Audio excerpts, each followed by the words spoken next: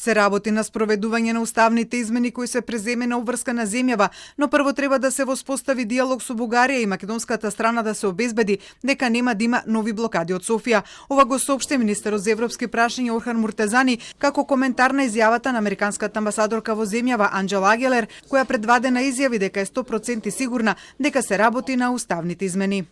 Во моментот не може ние да зборуваме за процес на уставни измени, кога сите тие наши грижи или дилеми не се соодветно адресирани. А за да бидат адресирани, треба се воспостави диалог, редовен, да се врати довербата помеѓу двете соседски земји, за да може на европски начин да градиме заедничка европска иднина.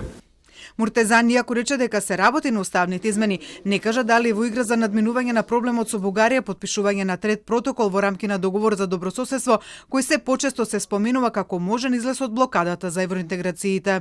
Без диалог и доверба не може да стане збор за начини на надминување на проблемот. Така да во моментот се прават напори за воспоставување на диалог и градење на доверба, а секако после потоа ќе стане збор и за можните начини на надминување на проблемот. Муртезани за информациите во јавноста дека ќе биде реконструиран од министерското место и ќе замене на дипломатска мисија во Брисел, рече дека се уште се водат разговори во вреди кој ќе замине, а кој ќе дојде на функцијата и дали некој ќе замине на функција во странство. Но како што неофицијално дознава Телма, известно е заминувањето на Муртезани од министерската позиција на која би го заменил Беким Сали, поранешниот министер за здравство. Муртезани денеска беше домаќин на шведската колешка Јесика Розенкранц, која рече дека треба да се искористи моменталната енергија меѓу членките на Европската унија за проширување и да се надмине споро за да отпочнат преговорите. Шведската министерка не одговори директно дали земјите на Европската унија се вклучени во надминување на спорот меѓу Македонија и Бугарија, но рече дека добар диалог меѓу соседните земји е исто така важно за станување на членка на Европската унија. We welcome and encourage all good dialogue that can be achieved in this context.